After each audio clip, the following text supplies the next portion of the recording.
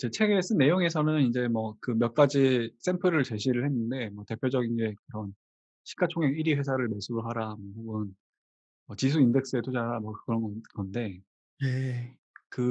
저는 인제 그 책에서 전제로 제시한 부분이 좀 더 독자분들 읽으시는 분들한테 더 중요한 포인트라고 생각을 하는데 왜 직접 투자가 아니라 간접 투자를 선택해야 되는지에 대한 논리거든요. 음. 그러니까 직접 투자를 할 수 있는 시간적인 여유가 없으면 오히려 직접 투자 그러니까 내가 종목을 선택해서 투자를 하는 거는 역효과인 것 같아요.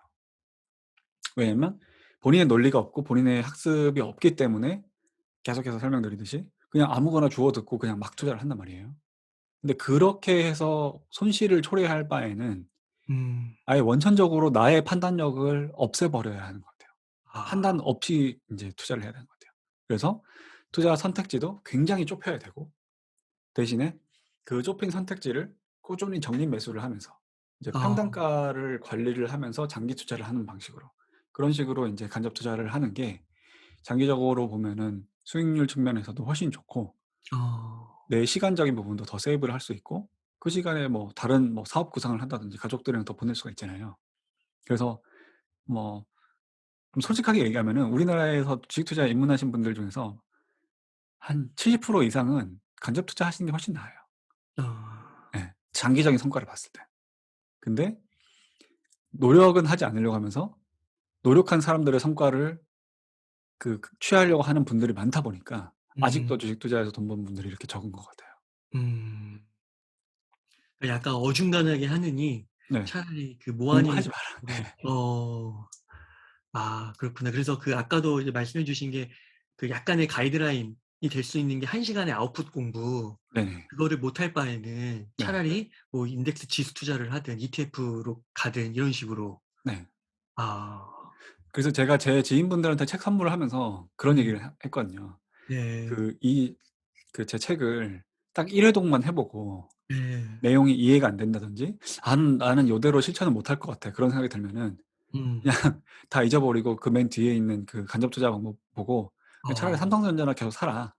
어. 그렇게만 해도 돈은 벌 수 있다. 뭐 어. 그게 최고의 수익률을 주지는 못하겠지만 음. 적어도 어줍잖게 투자를 하다가 손실을 초래하는 그런 상황은 반드시 방지할 수 있다. 이제 아. 그렇게 추천을 많이 드렸었죠. 그러니까 되게 저자님의 책이 또 오늘 말씀하시는 거에 되게 강점이 뭐냐면은 이게 딱딱 경계를 되게 분명하게 제시해 주는 것 같으세요. 아 예. 그러니까 아까 종잣돈도 예. 뭐 2 년에 얼마, 예. 1 년에 얼마, 1 년에 2천만 원 뭐 그런 식으로. 네. 그리고 공부도 1 시간에 아웃풋 공부. 그렇게 안 하면은 차라리 어중간하게 하지 말고 이렇게 하라. 네. 이런 것들이 되게 분명하게 나온 것 같아서 너무 아. 도움이 되는 것 같습니다. 굉장히 굉장히 인사이트가 있는 포인트를 찝어 주셨네요. 저는 그런가요? 그거 생각 못 했었어요. 예. 예. 아니 근데 예. 전체적으로 되게 말씀을 들으면서 네. 저는 거기 1억 에서 월소득 300도 그 부분도 되게 책에서 인상 깊더라고요. 네. 그러니까 3,600만 원 정도를 벌지 못하면 그게 이제 투자로 벌려고 하면 안 되고 네. 약간 노동소득 쪽에서 뭔가 더 올리려고 노력을 해야 된다라는 부분도 얘기해 주셨잖아요. 네. 그런 것도 딱 300을 딱 짚어 주시니까 네. 반성할 포인트가 분명해지는 거죠. 아 예. 그게 되게 200, 300 이런 게 되게 헷갈릴 수가 있는데. 네. 음. 이것도 생각해 보니까 제가 음. 투자를 오래 하다 보니까 좀 음. 그런 경계를 구분짓는 생각하는 방식이 점점 더 익숙해진 것 같아요. 근데 어. 투자가 항상 그랬었어요. 그 음. 경계를 왜 예를 들어서 뭐 손절가 뭐 이런 거 하잖아요.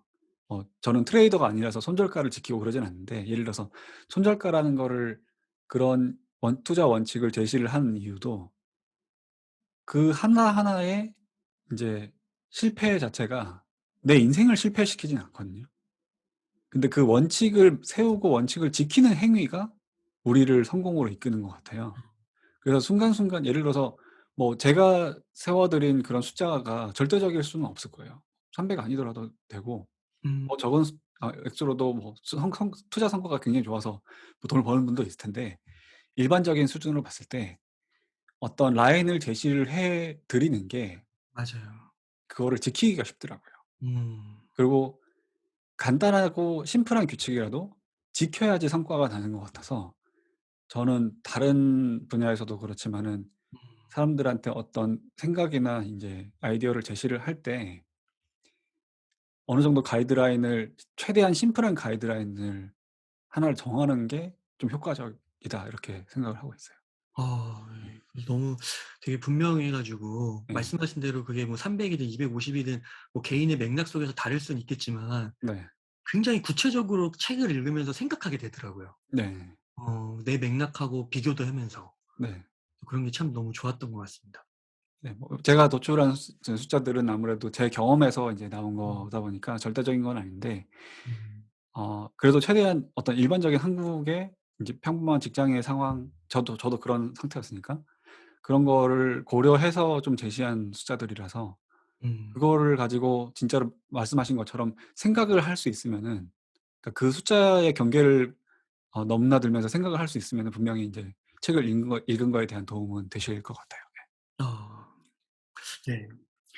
그 저자님 아까 그 삼성전자를 좀 언급해 주셔서 네. 그 공부 제로 투자법 사총사에서도 언급해 주신 건데 그 시총 1위 회사만 매수하는 그 전략 그거에 네. 대해서 한번 여쭙고 싶은데요. 네. 이게 정말로 유효한가요? 이거는 음. 그냥 역사적인 히스토리를 보면은 답이 나와요. 네. 우리나라 지수도 막 박스피라 그러면서 거의 10년 가까이 정체된 적도 있었는데 일단 삼성전자 장기 차트를 보면은 등락이 있어요. 한 2-3 년, 3-4년 주기로 사이클이 있어서 고점 찍었다가 내려왔다가 하는데 계속해서 그 더 장기 평균을 보면 우상향을 하고 있었고 어 시가총액 1위 회사라고 하는 게 가지는 함의가 뭐냐면 음. 주식 투자적인 접근이 아니거든요. 이거는 음. 어떤 문명의 발전에 대한 상식적인 부분인데 시가총액 1 위라고 하는 회사는 그 당시에 가장 훌륭한 퍼포먼스를 내는 회사고 그 근간에는 이제 일단 우리나라에서 가장 큰 회사다 보니까 그 나라에서 가장 뛰어난 인재들이 모여 있는 아. 조직이에요. 당연히 어떤 그 유능한 인재들이 더 많은 능력을 발휘할 거고 그 능력이 수익으로 인제 치환이 될 거거든요. 그런 부분에서 시가총액 1위 회사를 투자하는 그 방법이 좀 명확한 것 같고 실제 음. 사례가 있어요. 이거는 인제 저도 약간 주식 투자에서 전설로 내려온 풍문인데 어떤 교수님 한 분이 있었대요. 노 교수님이 있었대요. 그 이 교수님이 70 년대부터 주식 투자를 했는데 이분도 철저히 간접 투자를 하신 거예요. 아. "나는 교수고 바쁘니까 음. 공부를 하고 이런 거는 못할 것 같고 내가 누가 잘하는지를 잘 모르겠으니까 그냥 시가총액 1위 회사만 투자를 하자." 그 어. 시가총액 1위 회사가 그 나라의 경제의 바로미터가 될 수 있으니까. 그래서 대신에 시가총액 1 위가 바뀌면은 교체 매매를 하자. 그러니까 어. 그때 포트폴리오를 바꾸는 거죠. 그래서 한 종목만 가지고 그런 식으로 계속 1위 종목만 투자를 하셨대요. 근데 그렇게 했을 때 70 년대에는 그러니까 초기에는 막 그런 우리나라 같은 경우에 건설주 이런 데들이 음. 굉장히 인제 그 당시에 건설 붐 때문에 많이 올랐었고 건설주가 오르면서 시가총액 1 위에서 은행이 인제 차지했던 적도 있었어요. 이 음. 대출이나 이런 것들 가계부채든 뭐 부채든 이런 것들이 늘어나면서 그 돈을 빌려주는 은행이 돈을 굉장히 많이 벌어서 시가총액 1 위가 됐던 적도 있었고 그다음에 90 년대에는 잠깐 한국전력이 1 위였던 적도 있었어요. 음. 뭐 그런 식으로 계속 교체 매매를 한 레코드를 보면은 일단 주가가 어마어마하게 그 수익률이 어마어마하게 올랐었고요. 실제 그분 같은 경우에 어떤 증권사 직원이 그분을 개인 계좌를 관리를 해 주다가 그분 재산을 보게 됐대요.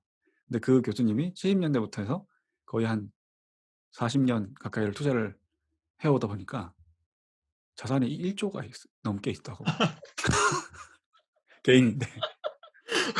그게 약간 주식 시장의 전설처럼 내려오는 그런 어 비화거든요. 네. 예. 근데 잘 될 수밖에 없는 거예요. 근데 어. 만약에 그러니까 예를 들어서 대한민국이 망할지를 생각해 보면은 어쨌든 앞으로도 더 잘 될 거거든요. 박스피도 10년 지나서 인제 한 번 더 점프업을 했고 앞으로도 뭐 부침은 있겠지만 결국에는 좋아질 수밖에 없고 그리고 그런 지수 상승의 그 선두에는 시가총액 비중이 제일 높은 큰 회사가 자리를 할 거고 우리나라를 못 믿겠으면 미국 시가총액 1 위를 사도 되겠죠. 네. 혹은 베트남 인제 이런 장기적으로 큰 성장이 기대되는 이머징 국가의 시가총액 1 위에 투자를 계속하면서 하는 방법도 있을 거고. 그래서 그게 저는 굉장히 잘 먹히는, 그 어. 장기적으로 봤을 때 굉장히 잘 먹히는 전략인 것 같아요. 아 그러니까 약간 그게 그런 느낌인가요? 이게 예를 들어서 뭐 삼성전자가 지금 1 등인데 네. 뭐 아직은 현실에서 벌어지지 않은 일이긴 하지만 또 미래에도 안 벌어질 수 있지만 예를 들어 뭐 네이버가 1 위로 올라선 거예요. 네네. 그러면 그 올라선 상태에서 그래도 앞으로 뭐 5 년 10 년은 지속될 수 있는 가능성이 훨씬 많지 않을까. 네. 그 시대의 패러다임을 이제 그쵸. 잡았다고 생각할 수 있으니까 네네. 뭐 요런 식으로 사고방식이 연결돼도 괜찮을 것 같을까요? 예. 그래서 실제로 투자를 만약에 그렇게 한다고 하면은 어. 그냥 어렵게 생각할 필요가 없는 거예요. 어. 만약에 시가총액이 역전이 됐어요. 그러면 그때 교체 매매를 해요. 어. 근데 그게 잠깐의 어떤 그 상승이었고 다시 어. 이게 순위가 바뀔 수도 있잖아요. 그럼 또 교체 매매를 하는 거예요. 예. 근데 교체 매매를 하는 시점이 중요한 게 아니라 그런 식으로 시가총액 1위 회사를 보유하고 있는, 그러니까 장기 보유하는 전략을 유지를 하다 보면은 확률적으로 어떤 역사적인 주식 투자의 상승률에 비해서 더 음. 초과 수익을 이룰 가능성이 높다는 거죠. 아무리 시가총액 현재 1 위더라도 네. 그 기업이 뭐 5 년 후 10년 후에도 1 등일지 어떻게 아냐. 네네. 그쵸, 그쵸. 아 근데 이제 그게 바뀔 때 네. 교체 매매를 한다는 것이죠. 네. 그게 아까 말씀드렸던 그 교수님이 제시를 했던 방법이래요. 와 그렇구나. 이게 너무 간단한 방법이라서 아무도 실천을 안 하시는 것 같아요. 그렇구나. 아 근데 제가 저자님 말씀 들으면서 그 김승호 회장님이라고 아 그 네. 돈의 속성 그 책 네네. 쓰신 그 저자님 책에도 그 얘기가 나오더라고요. 아 만약에 20 대로 돌아가면 삼성전자만 사시겠다고. 네. 그러다가 이제 1 위가 바뀌면 그 삼성도 다 팔고 그거 사겠다고 그렇게 얘기하시더라고요. 아 근데 저자님 말씀 딱 들으니까 그 네. 말이 더 구체적으로 설명이 네네. 되는 것 같습니다. 충분히 설득력이 있는 전략인 것 같아요. 어. 그러면은 저자님께서는 지금 현재 혹시 간접 투자도 하고 계신가요? 아니요. 저는 지금은 직접 투자를 하고 있죠. 네. 아 직접 투자. 근데 모르겠어요. 저도 정말 어느 정도 좀 의미 있는 자산 액수가 되면은 음. 굳이 더 열심히 공부 안 하고 그냥 그 방법을 유지하는 것도 고려는 하고 있어요. 근데 인제 지금은 제가 좀 더 높은 초과 수익을 올리고 싶은 그런 게 있다 보니까 아직은 네. 직접 투자를 하고 있죠. 어 직접 투자를 하신다고 해도 3년 정도를 보시고 투자를 하시는 거예요? 네. 근데 뭐 다 3 년씩 보유하는 건 아니고 음. 좀 오랫동안 마음고생을 하면 한 3 년까지는 버티는 것 같고, 네. 네 대개는 그전에 수익이 나거나 아니면은 내가 확실히 틀렸다는 그 판단이 들어서 뭐 팔거나 그렇게 되는 것 같아요. 예. 아 최초에 그 매수를 할 때 아이디어가 있는데 네. 그 아이디어가 훼손되면 네. 파신다는 거. 그러면 예 파는 경우도 있어요. 예. 아 네. 아까 또 언급해 주시면서 싼 주식을 사신다고 하셨잖아요. 네. 근데 거기서 또 이제 책을 읽으면서 굉장히 또 인상 깊은 용어가 나오더라고요. 네. 그 밸류 트랩과 인내심 트랩. 아 예. 그래서 이게 그 밸류 트랩이 그거 아닌가요? 그 싼 거 찾다가 거기에 빠지는 그런 거 네. 아닌가요? 그러니까 예를 들어서 음 저도 그런 실수를 되게 많이 했었는데 네. 뭐 저퍼주 이런 것들이 어 있어요. 그러니까 PER이 낮은 그런 데가 뭐 예를 들어서 어떤 데는 똑같이 두 기업이 똑같이 1,000억 버는데 음 어떤 기업은 시가총액이 2,000억 이고 어떤 기업은 시가총액이 1,500억 인 거예요. 음 그러면은 시가총액이 1,500억 인 데가 그 돈 버는 액수만 가지고 비교를 하면은 더 싸게 느껴지잖아요. 근데 실제로는 앞으로의 미래 상황을 반영을 하다 보니까 시가총액이 차이 나는 경우가 많거든요. 음 더 싼 주식들 중에서는 그 이유가 있는 주식들이 있고, 그리고 인제 그런 것들을 미래의 시나리오를 감안을 하지 않고 지금 버는 액수에 비해서 너무 시가총액이 싸다. 그런 것 때문에 인제 투자를 했다가 본의 아니게 오랫동안 기다리게 되는 그런 사례들이 많이 있는데, 그거를 인제 주식 투자에서 업계에서 용어로는 밸류 트랩이라고 부르는 거고, 그러니까 밸류에이션 상에서 매력이 있는데 막상 사고 나니까 음 전혀 나에게 수익을 주지 않는, 그러니까 함정에 빠진 음 그런 것들을 이야기를 하는데요. 음. 어 그래서 처음에 초보분들이 특히 인제 좀 보수적으로 시작하시는 분들이 아 그런 싼 주식을 고를 때는 유의해야 되는 게 싼 이유를 생각하고 사야 돼요. 왜 이게 싼지, 그다음에 음 그 싼 게 해소가 될 수 있는지. 음. 해소가 된다면은 언제쯤 될 것인지. 이제 그게 인제 투자 전략이고, 그 투자 전략이 없이 '지금 싸네? 바로 사.' 그렇게 음. 하게 되면은 이제 좀 오래 물리게 되는 경우도 있거든요. 그래서 항상 미래에 대해서 고민을 하면서 지금의 밸류에이션을 참고를 하는 것 같아요. 네. 아 그게 참 말씀을 딱 들을 때 쉽지는 않을 것 같은 게 그 미래가 좋아 보이는데 싼 게 과연 네. 있을까? 그쵸. 그래서 잘 골라야 되죠. 근데 음. 뭐 예를 들어서 자산주라고 하는 이제 뭐 시가총액 대비해서 굉장히 큰 액수의 어떤 자본이나 자산, 부동산 자산 이런 것들을 갖고 있는 회사들이 있거든요.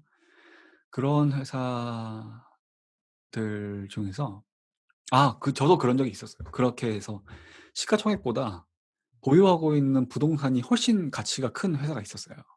방직 쪽, 그러니까 섬유 만드는 그런 회사였는데, 제가 그거를 투자를 하고 꽤 오랫동안 기다렸는데 전혀 오르지도 않고 그러다 음. 오히려 더 떨어지더라고요. 그래서 결국에는 포기를 했었었는데, 그런 회사들 같은 경우에 가끔 기회가 생겨요. 부동산 가치를 재평가하는 경우가 생기거든요. 혹은 음.